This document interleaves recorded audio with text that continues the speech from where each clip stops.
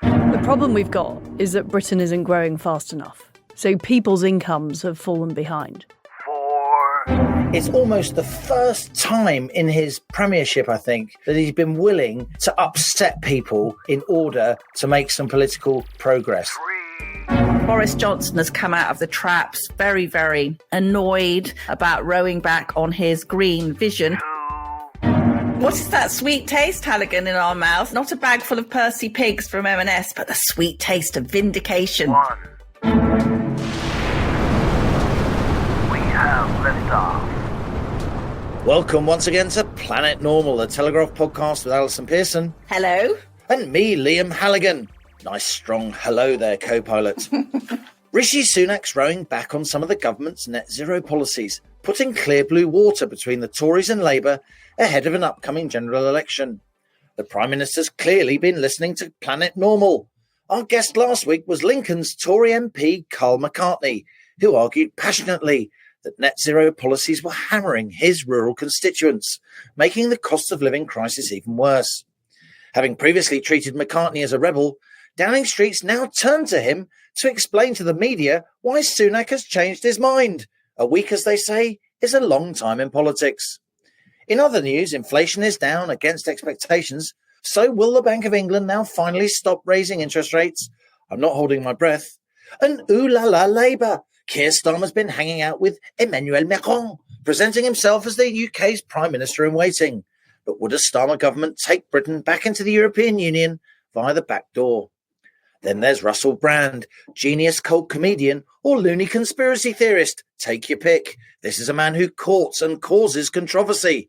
But should allegations of sexual misconduct, allegations not charges, be reason for someone to lose their work and their livelihood, as seems to have happened to Brand? It's a tough moral question, very much a dilemma of our times.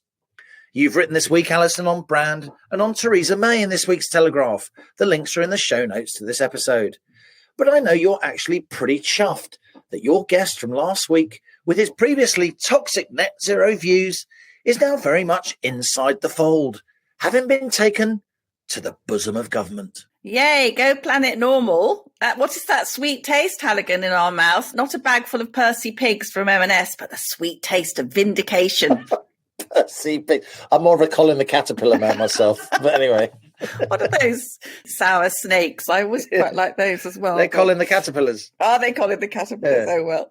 Yeah, but anyway, so how extraordinary, because it seems like only a matter of a few days ago that Rishi Sunak's people were briefing that there was going to be no resiling from the 2030 ban on new petrol and diesel cars. But as you say, 30 minutes is now a long time in politics with this floundering government. And I know, co-pilot, that we have both had mounting doubts, haven't we, about the feasibility of net zero? And I think we do keep saying this to listeners, which is not that we're not on the side of environment or obviously transitioning at some point to cleaner energy. But I, Liam, have become convinced that our 2050 net zero target will be an act of national suicide. And I was been very shocked to discover projected costs of over £2 trillion.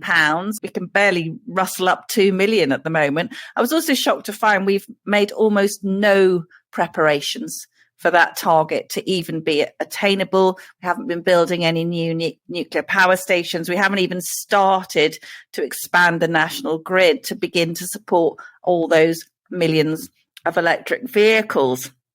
But apparently we've had consensus, I think, from both of the parties, Labour and Lib Dems, obviously, but even the Conservatives, the idea that going back to the Middle Ages is a small price to pay for setting an example as a world leader. And that consensus really held until yesterday, when we suddenly saw what Karl McCartney, I thought a terrific guest last week. I know listeners really enjoyed listening to Karl.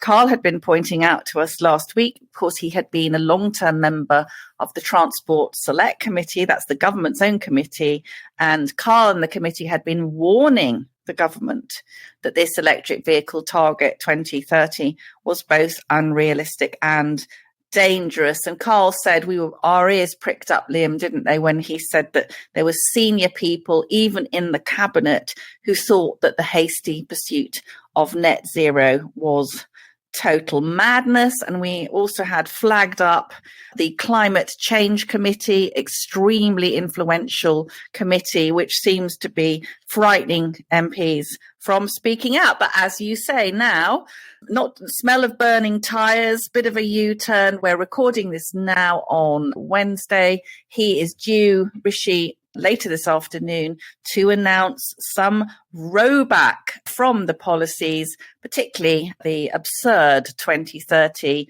electric vehicle target and possibly the gas boiler, oil boiler target, which is potentially causing people so much harm. But before I come to you, co-pilot, just to remind people that Boris Johnson has come out of the traps very, very annoyed about rowing back on his green vision. It was Boris Johnson who put that 2030 target. He made it up on the fly, typical Boris, to show off at the COP26 meeting. So now his amour propre is piqued by this thing. But anyway, exciting times, co-pilot, potentially one of the biggest changes that we've seen from this government. So the way I see it is this: we obviously need to sort out our environment. We need to leave a much cleaner, better planet for our kids and our grandkids, of course. What's always troubled me is who pays for the transition to net zero, how quickly it happens, and if technology is able to drive it rather than merely bankrupting us. We can all be net zero, to go back to your medieval analogy, if we live in wattle and daub huts. But it wouldn't necessarily make for a better or more stable nation or world. So my concerns for many years have been on the economics of this and the technology of this. I don't like the idea of bureaucrats picking a technology the way they've picked electric vehicles and then subsidizing it and then compelling us pretty much by law to adopt it, even if it may not be the right technology. Yeah. This 2030 ban on the sale of new petrol and diesel cars, it is about to be pushed back, as you and I have predicted for some time. It's going to go back to 2035, where it already is with the EU. So if the kind of bien pensant dinner party set love the EU, we're just going to where the EU is. They should be cheering that. Quite. The problem I have with bureaucrats picking technologies is this. Do you remember those traditional light bulbs that we weren't allowed to use because Brussels told us we had to adopt fluorescent light bulbs, even though they were really dim and expensive? Well, of course, I bought tons of them and put them in my garage, so I was all set because the law was changing and I had to get rid of those old-fashioned traditional light bulbs. Within 2 years of that edict coming down from the European Commission, LED light bulbs came to the fore. They became financially and economically feasible, and they're much, much better than fluorescent light bulbs. So, of course, all those fluorescent light bulbs are now not being used. So the point is the technology that the bureaucrats, the officials, the civil servants picked turned out to be the wrong technology. And I'm not convinced at all, and haven't been for many years, that EV is the right technology. If it was definitely the right technology, the government wouldn't have to give away hundreds of millions of pounds to international companies like Tata, like Stellantis, the owner of Vauxhall, Fiat, and so on, to build factories that create EVs.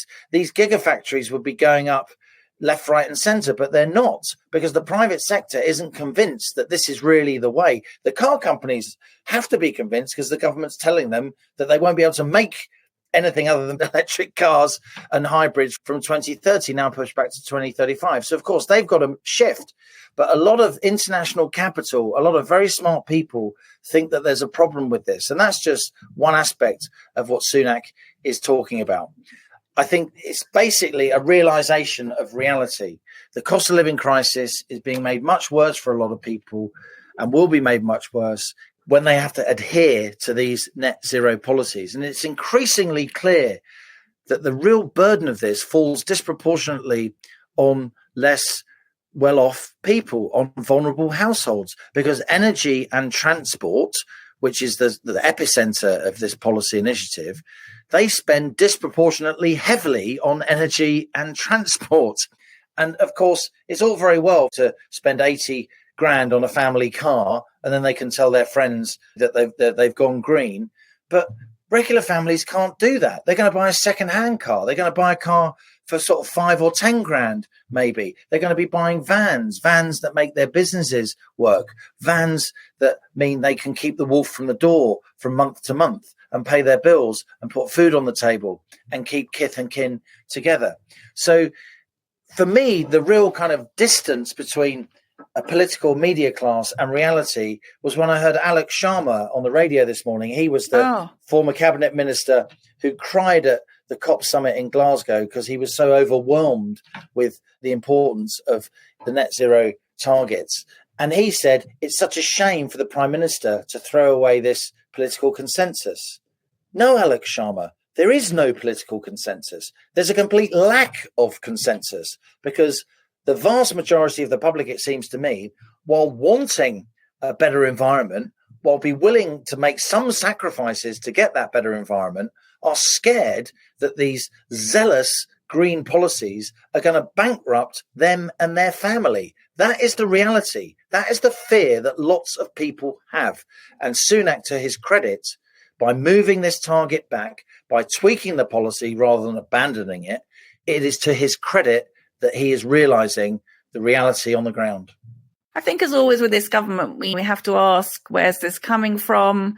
We've had the head of the union boss, Gary Smith, the head of the GMB. So that's very Labour, saying this is causing problems for working class communities. We've had Liz Truss, influential speech this week, basically saying exactly what Rishi had to do, and he's obligingly doing it. And as you say, Liam, the polling shows that 76% of 2019 Conservative voters oppose the 2030 petrol diesel car ban, with 59% resistant to the 2035 gas boiler phase out. So you might say that, as Carl McCartney urged upon the government last week, this is a period of pragmatism. It does make politics a bit more interesting, doesn't it? Because Rachel Reeves, she's the shadow chancellor. She was saying today, joining in all the outraged Green critics, the Prime Minister's U-turn will hold Britain back from achieving its potential. But do we think that Labour would actually reintroduce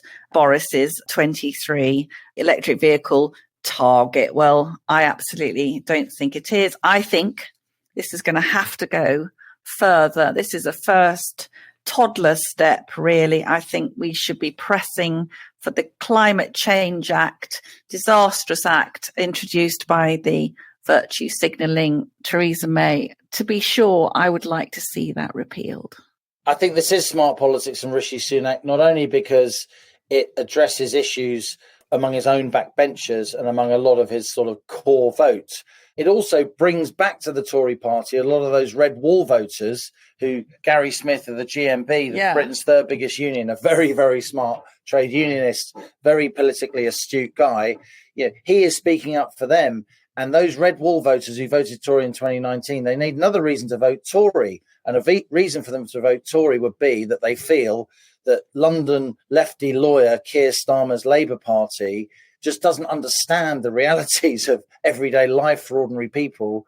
And while they drive their Teslas and tell each other how green they are, a lot of people out there in the real world are really concerned. And Rishi Sunak can tap into them and try and keep that Boris Johnson, ironically, coalition of red wall traditional Labour voters and traditional Conservative voters, the coalition that won Boris an 80-seat majority. I think, look, Starmer is odds on to win the general election at this point. Sunak has an awful long way to go. But in making this move, it's almost the first time in his premiership, I think, that he's been willing to upset people in order to make some political progress. And that in itself is progress, whether it's a Labour or a Conservative Prime Minister or any Prime Minister doing that, because that is leadership. That is actually having the courage of your convictions and wanting to be respected rather than wanting to be liked. So in that sense, I think he deserves credit for what he's done. But let's just park that co-pilot because we've got a lot to get through. I wanted to mention, if I may, inflation, because We are recording on Wednesday. The inflation number came out this morning. It was down 6.7% during the year to August, down from 6.8% in July. And that represents big progress because there was a big feeling, certainly in financial markets, that inflation was actually going to go up because we had a big spike in petrol and diesel prices in August. The biggest monthly increase in petrol and diesel prices for 23 years, by the way. Why did that happen? Because the oil price went from about $70 a barrel in June to more like $90 a barrel by the end of August, and it's currently $95 a barrel. So there was an uptick in fuel prices during August, but it was offset by falls in core inflation, in service sector inflation, and so on. But having said that, even though inflation has come down in August, I'm not expecting the Bank of England at midday today to hold interest rates. I still think there'll be an interest rate rise, the 15th successive rise from 5.25%, probably to 5.5%. Do you? Why are they not even letting previous rises bed in? They seem to have done very little, perilously little, and now they do too much. They don't seem to be able to take a kind of reasoned middle way. It's because, in my view, they're overcompensating for their previous failures. The Bank of England, in retrospect, looks really dumb because throughout much of 2021, people like me were writing in the Telegraph and elsewhere that post-lockdown, there will be a big surge in inflation because of supply chain issues, because of a wall of demand, because of 450 billion quid of more quantitative easing, which, unlike the previous period of quantitative easing after the 2008 financial crisis, COVID-era quantitative easing didn't stay within the financial system. It was paid directly into the bank accounts of firms and households through C-bill loans, furlough schemes, and so on. So it was bound to be inflationary. But the Bank of England kept denying it. They kept saying, don't worry, this inflation, if it comes, will be transitory. And the same words were used by the Federal Reserve, the European Central Bank. Central bankers just sort of clinging together in their self-important club. And yet it wasn't transitory. It was the opposite of transitory. It's incredibly stubborn inflation. And that's what we've got. And having been so slow to start raising rates, the Bank of England, and so cautious at the beginning, the Bank of England is now showing how hard it is, how tough it is, how vigilant against inflation it is by raising rates too much. They should have stopped raising rates in March or April this year. These rate rises we've had since then, they won't kick in for 12 to 18 months, by which time inflation will be down below the 2% target, and they'll actually be driving the dangers of deflation. So it's all about the Bank of England trying to make up for its previous errors. And this demonstrates the lack of diversity on the Bank of England, the lack of cognitive diversity on the Bank of England, the lack of proper intellectual, rigorous debate among credible people who don't all think the same, who aren't all the same type. The Bank of England is almost monocultural economically, it seems to me. They're all basically soft left Keynesians. There's no monetarists there at all. So no one who really understands the implications for inflation of broadening the money supply and quantitative easing. When people like me have raised these concerns, we've been disdained by the Bank of England crew. We shouldn't be disdained now. We should be listened to, because it turns out that we were right. So elsewhere, the news, of course, has been dominated, Liam, hasn't it, by Russell Brand. Sunday Times, Channel 4's Dispatches programme have produced 4 allegations of rape, assault and emotional abuse against the comedian and actor, all dating back over 10 years, caused a huge and heated debate. And it has, as happens so often with news now, rather depressingly, taken a tribalist turn. So everyone's seeing it through their own political lens. And I tried to unpack that in my Telegraph column on Wednesday. The left, of course, are delighted now to have an alt-right scalp. I think that's what everybody, I think I see Brand as a kind of Tory anarchist, really, but they like to call him alt-right or fascist or whatever. You'll remember, Liam, that Russell Brand used to be a sort of socialist justice warrior, but now he's become their most hated conspiracy theorist on YouTube, and he's moved his platform onto Rumble, but he he just does have this astonishing following, 6.5 million people, I believe, over social media as a whole. Russell Brand has 28 million followers. So we're talking about an incredibly powerful person, once the poster boy of the left, now absolutely despised by him. So people like me on the right are slightly wondering about the timing. Brand's most sleazy behaviour when he was that thing you don't get called anymore, do you? A legendary Lothario. That belongs to years ago. But, he did have this clearly toxic attitude to women. I was looking this week at some of his stand-up routines. Dear God, Liam, people in the audience, men and women, really laughing at this actually quite repugnant blowjob type jokes, not really bordering on sexual abuse, I would say. But back then he did have powerful protectors on the left. You're going to love this. He was voted the world's 4th most influential figure by Prospect magazine. He guest edited The New Statesman. He stepped out with Jemima Khan. For a long time, he was a Guardian columnist, and I came down on him like a ton of bricks during the affair that was known as Saxgate, when Russell Brand and Jonathan Ross rang up Andrew Sachs, the beloved and then elderly actor, now sadly died. Manuel from Fawlty Towers. And people will remember that Andrew Sachs's granddaughter had been going out with Russell Brand, and they were making all sorts of lewd comments on Andrew Sachs's answer phone, causing immense distress to him and to this rather vulnerable young woman, Georgina Bailey. But of course, all the left absolutely went for Georgina Bailey and stood up for Marvellous Russell, because he was one of them. So now it's all changed topsy-turvy. The left are saying, dreadful Russell Brand, who could possibly have known that he had terrible attitudes to women? And the right is all piling in with their conspiracy theories. I think the truly worrying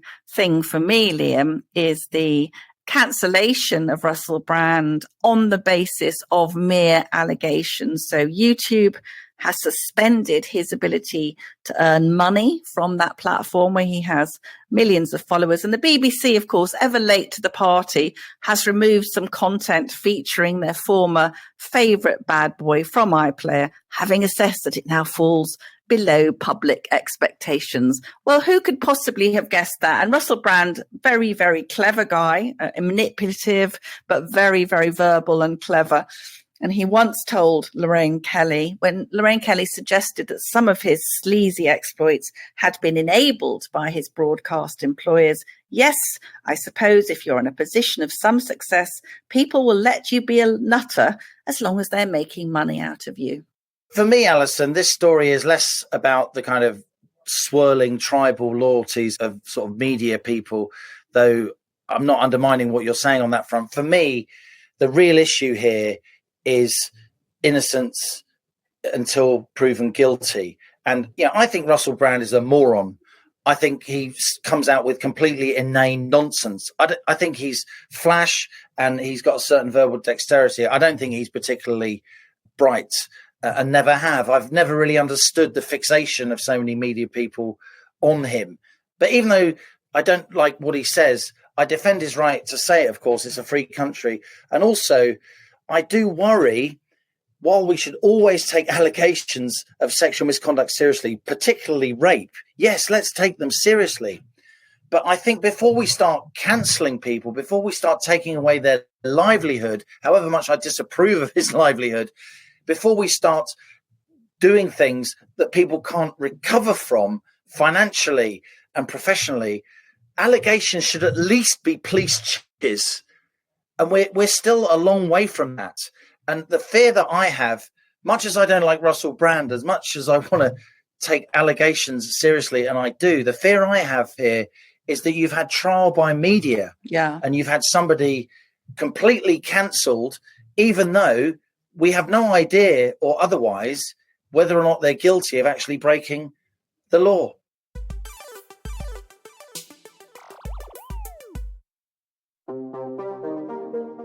Hi, Tony Diver here, the Telegraph's US editor in Washington, D.C.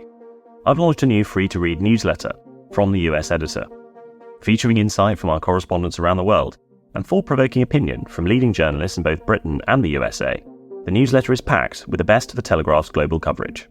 Visit telegraph.co.uk/from the US editor to sign up.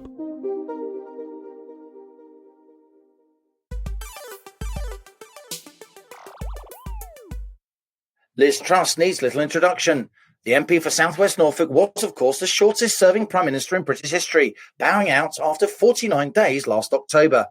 But Truss is nothing if not determined, and this week she made her first major speech since leaving office, defending her economic record and arguing forcefully for a small state, lower taxes and tighter controls on public spending, what she calls traditional Tory policies. Since being elected to Parliament in 2010, Liz Truss has held many big jobs, including Environment Secretary, Lord Chancellor, Trade Secretary and Foreign Secretary, before entering number 10 last September. And while she denies any desire to run for the leadership of her party once again, Truss has placed herself at the heart of a sizable group of campaigning Tory MPs, pushing for what she calls pro-growth measures that promote enterprise and economic prosperity rather than an ever-growing state. Liz Truss, thanks a lot for appearing on Planet Normal. Great to be on the show, Liam. Liz, you've given a major speech to kick off this week. You're concerned about 25 years of economic consensus taking us down the wrong road. How so? The problem we've got is that Britain isn't growing fast enough. So people's incomes have fallen behind. So compared to somebody in the United States, a Brit is £9,100 worse off. And that problem is getting worse. And I believe the problem is there's too much regulation, the government has got too big, and it's squeezing the productivity and enterprise out of Britain. It's just too hard now to get things done. At the turn of the millennium, UK government spending was about 34% of GDP. It's now 46%. How did that happen, and why should we care? Well, first of all, it's not just about the sheer amount of spending. It's also the regulation, the restrictions, everything from the planning system to the net zero targets. There's been so much extra regulation put on people and businesses. It makes it harder to get things done. But also we've seen a big rise in the benefits system, in the welfare state. That's gone up by 50% since the year 2000. Plus, we've had all the things like COVID, which has increased the size of government. It's all added up. We're now at 46%. It's the highest it's been since 1975. That was the 1 year in the 70s when it was higher. And why is that a bad thing? Why does that slow down the economy? Why are you inherently opposed to that when so many other people making up this consensus seem pretty happy? Because ultimately, what brings money into Britain is making things and selling things, whether that's goods or services. So the more people are employed by the government, the less of that we're doing, the more it squeezes out that activity. And also all the regulations on those people mean there just isn't the incentive. If I'm paying more and more money in tax, and we know some people are paying a 71% marginal tax rate, that means that for every extra pound I earn, I'm only getting 29 pence back. That is a problem. Tell me what you want to happen now with corporation tax, with planning, with how we run the economy in general. So corporation tax, we need to get it back to 19%, which is what it was before, or indeed lower. We need to make Britain competitive. We want to attract big businesses. And we're now having to give businesses subsidies to come to Britain, whether it's Tata or other companies, because the level of taxes are too high. So we need to reduce the level of corporation tax. We need to make our planning system much easier. If you want to build a factory in Britain, it's going to take you at least 2 years. Other countries are offering building it straight away. Which are you going to choose if you're a company that wants to open a new factory producing goods? So all of those things have to be made simpler and easier to do. A lot of journalists use shorthand for your premiership. They say you crashed the economy. Why don't you agree with that form of words? The key indicators when I was in office, like the rates people were paying on mortgages, the level of gilts, they've been exceeded since. So none of the things that happened during that period were unique to that time at all. And I think the fact is, look, I know we had to do things quickly. It was important. People wanted change. But at the same time, there was a lot of resistance. There was a lot of resistance within the financial institutions and within the wider political and economic arena. People don't like these policies at the moment, even though they'd benefit the country, even though they help the country to grow. People don't believe in tax cuts, or people in those jobs don't believe in those things.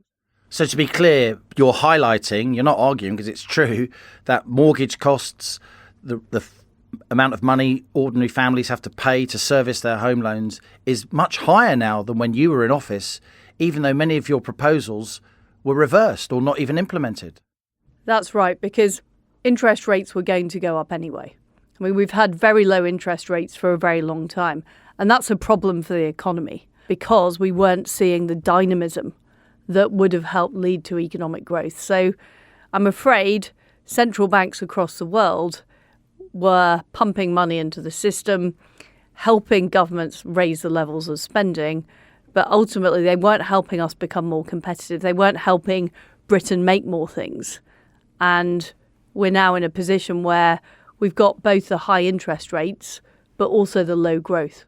Former Bank of England Governor Mark Carney took a bit of a pop at you over the weekend. He said that the Truss administration had created not Singapore on Thames, but Argentina on Thames, a reference, of course, to financial instability. What's your response to Mark Carney and other central bankers who have been less than supportive of your policies? Well, Mark Carney is part of the 25-year consensus. He doesn't want things to change. He is somebody who benefits from government being big because it gives more power to bureaucrats, to people who work in big corporations.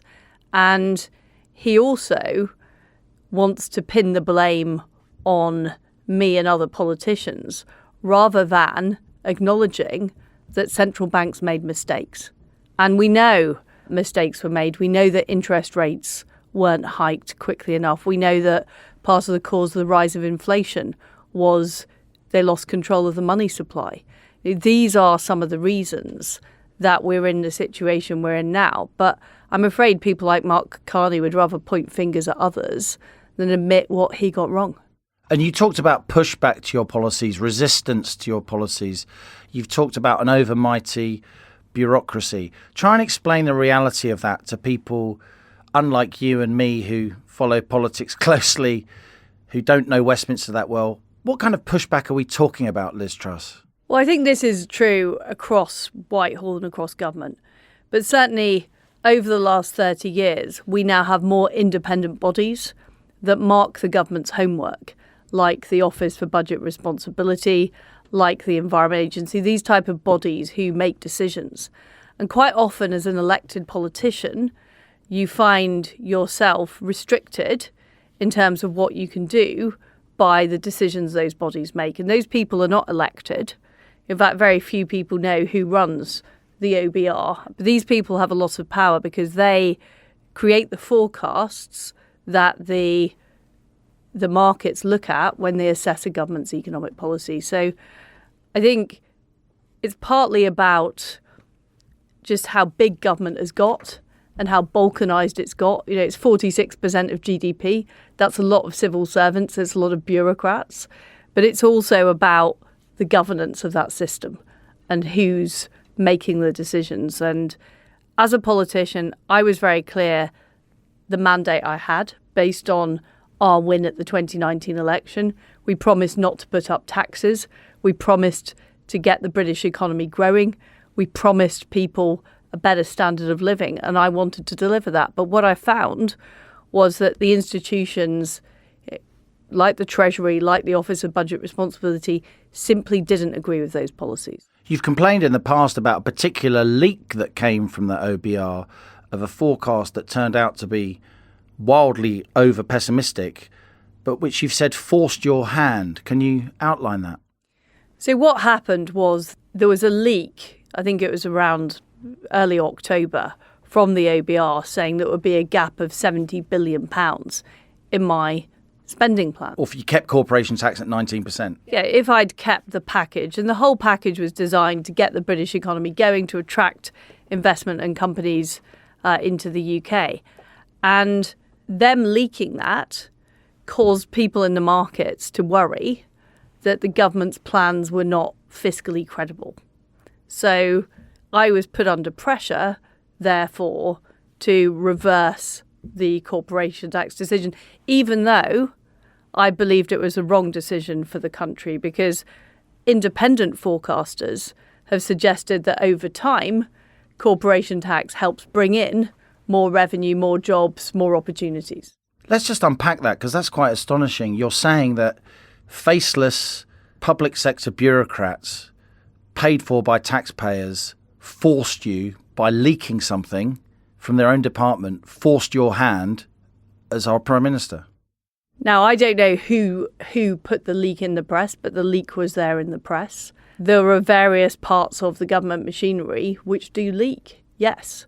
And it was directly the leaking of that forecast that forced us to reverse those decisions. The forecast which subsequently proved to be completely wrong. Indeed. Before we talk about what you'd like to see, what you want to do, which policies you'd like your party to adopt, let's just talk a little bit more about your tenure. What would you have done differently? I have to ask you that. First of all, the whole thing happened very suddenly. You know, I was in Indonesia, I was Foreign Secretary, I was at G20 meeting, and the most important thing would have been to have a lot more preparation time.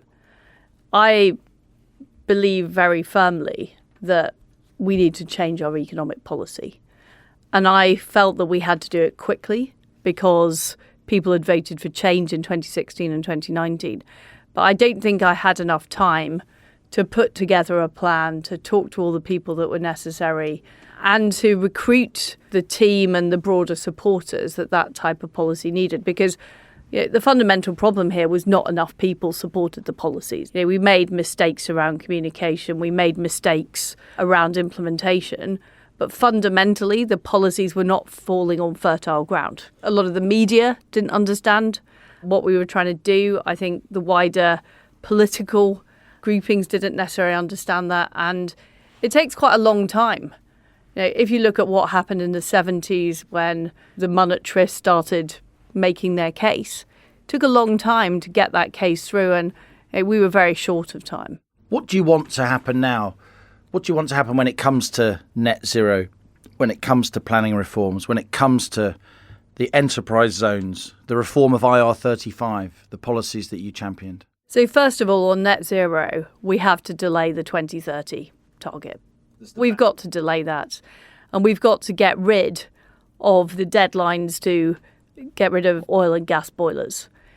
Anything that hurts people in the pocket now, we have to get rid of. One of my pledges during the leadership campaign was get rid of the green energy levy. But I think we need to go further than that. We need to get on with fracking so we get cheap energy into this country. And I think it is a massive problem that people here are paying twice what they're paying in the US for their energy bills. And that makes our businesses uncompetitive, everything from steel to ceramics. And it makes our households who are really struggling with the cost of living a lot worse off. So I think we have to delay net zero. We have to look at it again. And we have to say, what is China doing? What are other countries doing? Are we ending up exporting our carbon, which ends up belching out of some Chinese coal plant? That's what I think we should do. How about on planning? You're, unlike a lot of people in your party, you actually think we do need to build on parts of the Greenbelt, right? And particularly around London. So within London's Greenbelt, you could build 1 million houses if you built within a mile of a train or tube station. And I think we've just got to do that. The situation is so serious. People's house prices are so high. The cost of renting in London is so high. We just have to get on with that. But also the planning system needs to be completely simplified. Once it's agreed, an area will be built on, provided builders comply with building regulations. They should be able to get on with it.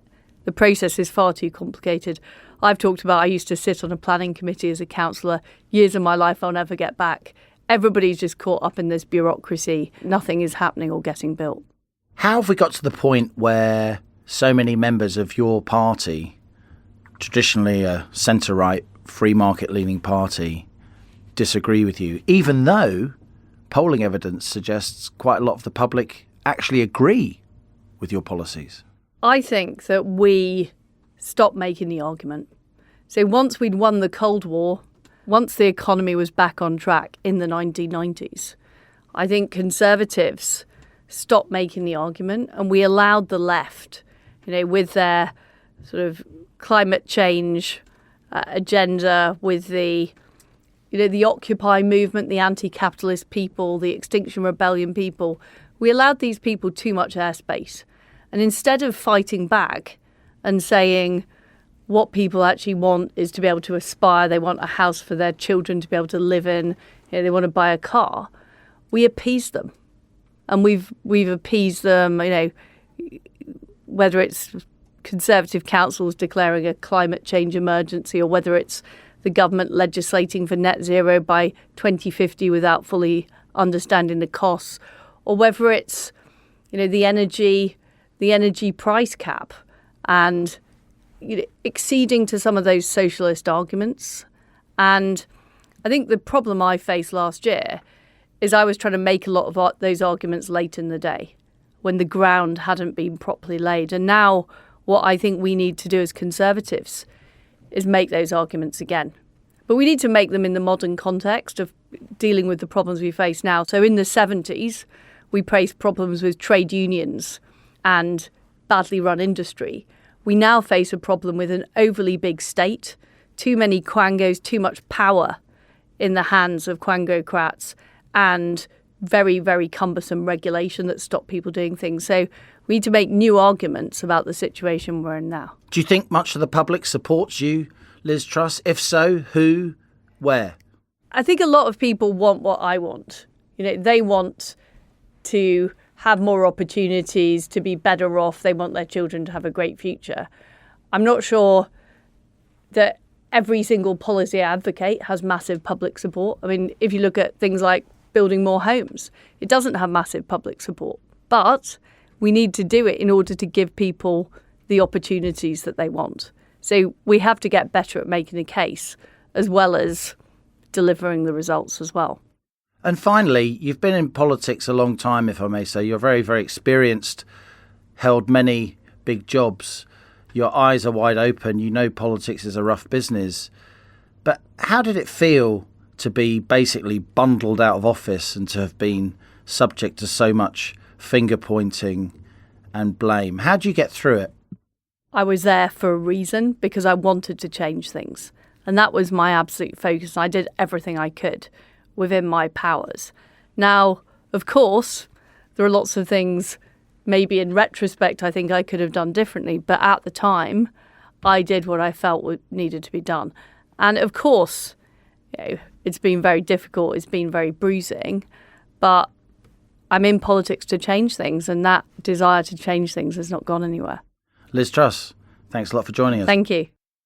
I really enjoyed that interview with Liz Truss, Liam. I met Liz a few months ago, and I'd always been a bit dubious about her, but we had a few drinks, and she's great. And as she said to you, she was talking about the immense difficulty of governing even when you are elected, when you are elected into power. So I thought part of she said some very, very interesting things, and well done to you for getting that interview in such a prominent week for her.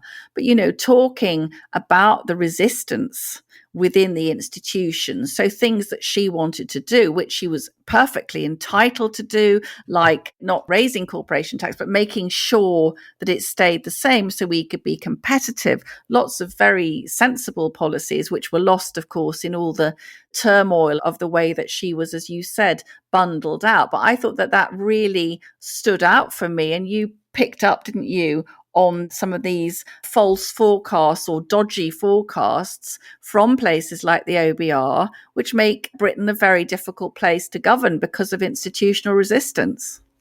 I do think the OBR has become a bit of a multi-headed monster.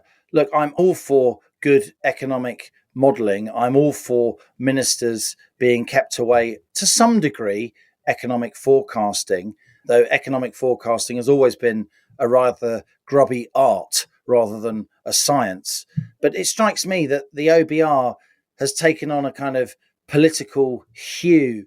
The OBR, the IFS, these are all massively state-funded organisations. They like tax. They like government spending. They don't like less government spending under pretty much any circumstances. But varying levels of government spending is what statecraft and responsible running of big countries is about. Sometimes you have to do it. And it strikes me that the OBR, it is sort of endemically pessimistic. The forecasts it makes about tax revenues are often massively underestimated, and the forecasts that it makes about the size of government deficits are often massively overestimated, out by tens of billions, in some cases hundreds of billions of pounds over recent years. So do you think they set out to get Truss? What was the motive? They wanted this consensus, low growth consensus, people like Carney, cheeky, saying it was more like Argentina on Thames, avoiding responsibility for himself. Did they want to get her? Did they want to stop her making these changes? I don't think it was necessarily as conscious as that. But these organisations, they do have a kind of centre-left bias when they shouldn't have any bias at all. They should be as scientific as they possibly can be. And this is a problem for somebody like Liz Truss, who is trying to put forward traditional conservative policies which have, for the most part, won general elections over recent decades, policies which, for the most part, the silent majority of British voters actually agree with, even though the political and media class, as it's become less representative of ordinary people throughout our lifetimes, Alison, they don't like them. And this is a major problem. I don't think that OBR should be leaking forecasts that force the hand of the Prime Minister of Great Britain and Northern Ireland to do certain things. And Truss said on the record, I was forced to do. It was a reversal of her policy to keep corporation tax at 19% rather than putting it up to 25%. Truss said in this speech to the Institute for Government that leaking by the OBR of its forecast, or that leaking from the OBR of its forecast, basically determined what her policy was going to be. It forced her to do something that she didn't want to do, even though she was the democratically elected Prime Minister. Now, some people would say, oh, but she wasn't democratically elected because she didn't win a general election because, the Tory faithful elected her. But, Labour does that too. Gordon Brown didn't win a general election, right? It was a coronation. So that's just a flaw of our system.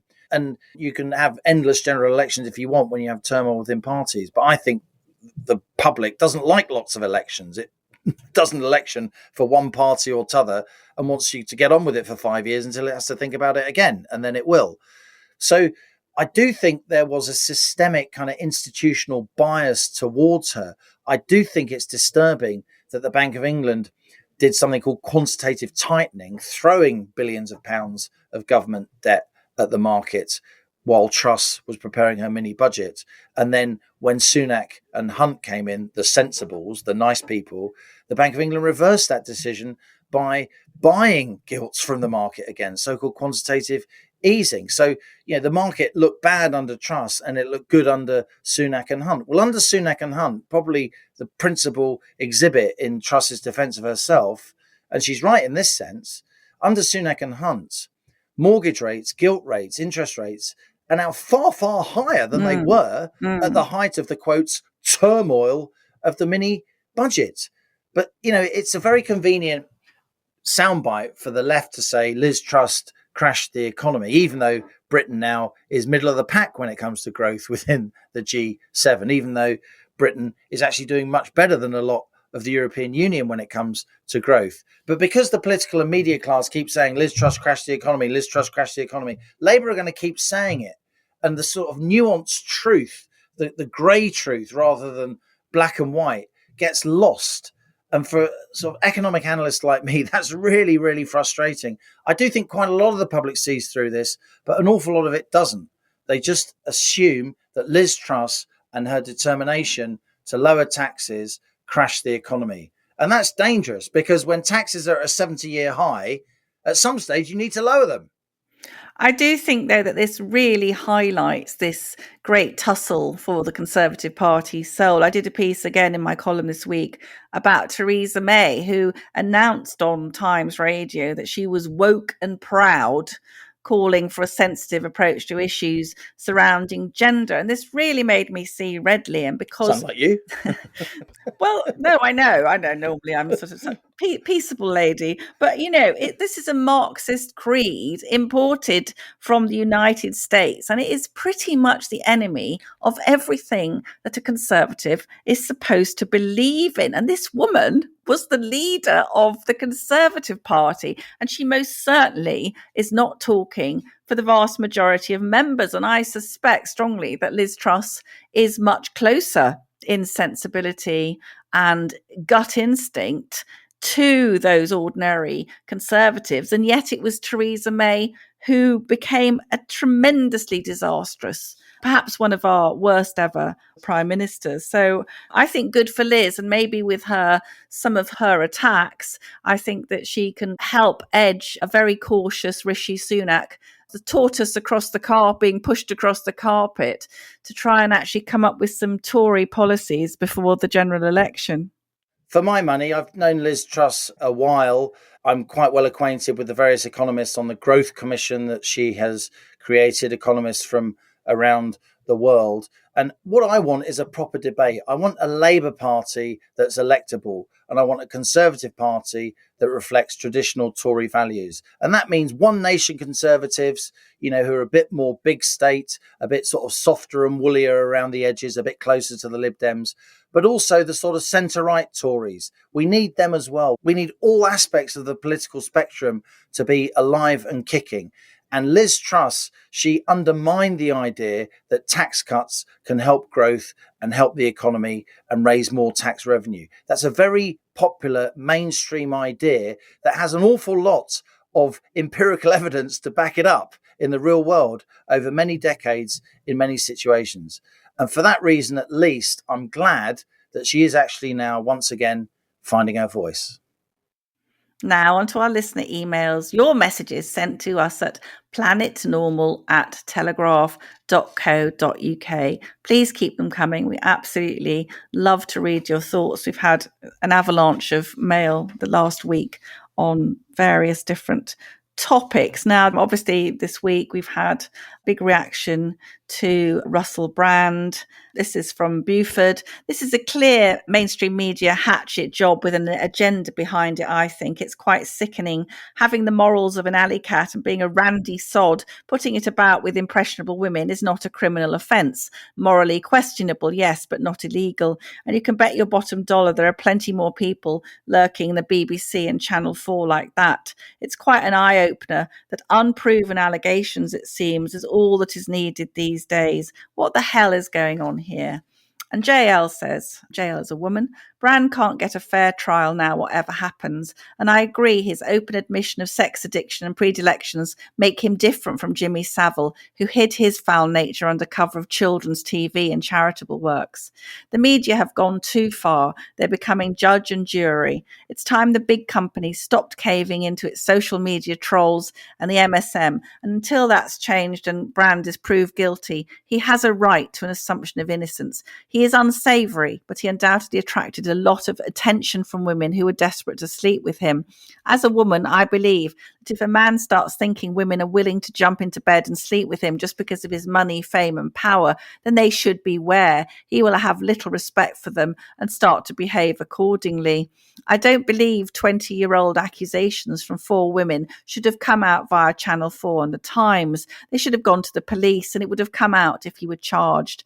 As it stands, it does look a bit more like revenge than justice.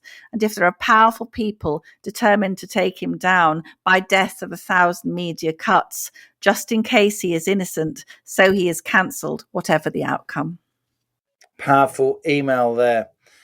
This is one in response to your views on the triple lock, Alison. You launched a defence of the triple lock, which of course maintains the value of the basic state pension at the average rise in wages, prices, or 2.5%, whichever is greater. Richard takes umbrage. I usually agree with everything Alison says, but this is our first lovers' tiff, says Richard. Oh, no, Richard, no. I haven't got enough lovers. Let's not have a tiff. Pensioners will have paid their taxes, mostly nowhere near enough to support years of state pension, but my children will also pay taxes at higher rates for longer, and like myself, may not even receive a state pension.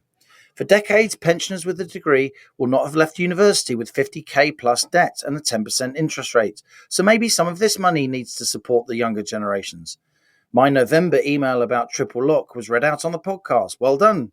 As I felt dismayed that I have to pay for 2 sets of university accommodation while the government can't find money to reduce their fees, rebuild crumbling schools, or increase preventative health diagnosis that will save many lives. But the government can find £10 billion down the back of the sofa for the triple lock.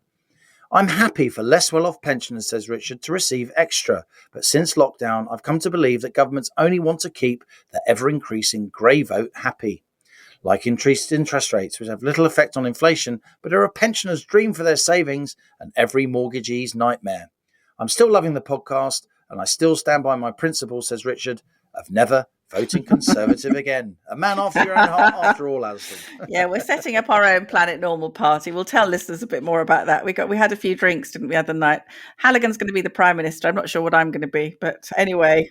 John says, I listened to your interview with the Tory MP, Carl McCartney, regarding the complete implausibility of the government's net zero nonsense and can only come to the conclusion that there must be something nefarious going on. Oh, John, don't say that. The idea that we can run a modern economy on windmills and solar panels is so utterly insane on its face that I have to assume that those promoting it must be in on some kind of conspiratorial goal.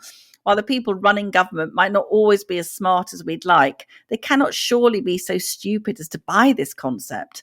Unless, of course, their ultimate goal is to permanently restrict the movement of thousands of ordinary people by making cars and trucks so unbelievably expensive to own or run, and for foreign travel to be so unaffordable, inconvenient and difficult to do, that we become the eunuchs that Klaus Schwab intends us to be. And given that the main parties are in unison when it comes to this issue, the only way I see any sanity returning is for a new political party, funnily enough, we're just mentioning that, to emerge and be joined by serious and well-known senior politicians who will stand up and resign their current ministerial and parliamentary seats. This issue is so important, says John, and totally eclipses any of the normal policy issues which divide the left and right. Will it happen? I live in hope. Otherwise we are F blank, blank, blank, blank, blank. D. Well, John, we have had that slight hint of a change in policy from the Prime Minister today, so maybe we're not quite as badly off as that. Klaus Schwab is, of course, Mr. Davos, the founder of the World Economic Forum. This is from James. Hello, Planet Normal. Hello, James. Hello, James. When did the world become so toxic, asked James. Masculinity, workplaces, positivity are all now considered toxic. It's a wonder we've managed to survive so long in such a toxic world, filling the natural environment with toxic gases and our social environment with toxic attitudes. This week, the Royal Ballet School's been accused of being toxic by former students. Ballet, an artistic discipline that valorizes a particular version of the human form, is toxic for upholding a standard it openly defines as success. How dare they? Jimmy Fallon, the US late-night chat show host, has made a grovelling apology this week, too, for the toxic work culture he'd created, presumably because he demanded funny jokes to be delivered on time for The Tonight Show. A pretty unreasonable request, right? Westminster, the British Army, the CBI, McDonald's, ITV, London Fire Brigade, Everton FC and many more places have been accused lately of being toxic workplaces. It seems toxicity is everywhere. Indeed, a study by a recruitment consultant found that 93% of UK employees said they had experienced a toxic workplace. So if your work environment isn't toxic, you're probably not looking hard enough. Or could it be, asked James, that toxic has become a synonym for standards and success? Perhaps the work environment isn't toxic. Perhaps you just don't make the grade. All the best, James. James describes himself as professional, toxic boss man. Dear me. We're getting to that age, Halligan, where we start saying, oh, you don't know you're born. You don't know you're born. People I worked with, people who were my bosses when I started out as a down table sub at the Times, God help us. Ashtray full of fags, bottle of whiskey on the go, and it was only 11 a.m. But I tell you what, newspapers were worth reading, huh? Oh, well, absolutely. It was a ritual humiliation. There was a chief sub at the Times called Harry Hart, a tiny little bald Glaswegian. And I remember once he shouted down the table at me, Alison, we don't have sex in the Times. We have sexual intercourse. And I've never forgotten that, Halligan, of course. Those were the days. That is it from Planet Normal for another week as we leave our sanctuary of sweet reason, our flying refuge of reasoned views. Email of the week, co-pilot. I think it's got to be James for his magnificent diatribe against all things toxic, or in fact, in favour of all things toxic. So, James, please send us your full details and we will send you an absolutely magnificent Planet Normal mug. We will indeed, and as we speed away from our beloved Planet Normal and the madness of Planet Earth comes back into view, thanks as ever to our producers Isabel Bajard, Daily Atlantic, Cass Ho and Louisa Wells. Stay safe and in touch with us and with each other until next week when Alison will be updating us on the latest antics of her Turkish imported cat. Until next week, it's goodbye from me. Meow, and it's goodbye from him. How much? How much? How much? I could buy a Tesla. It's not funny, is it? I could buy a Tesla.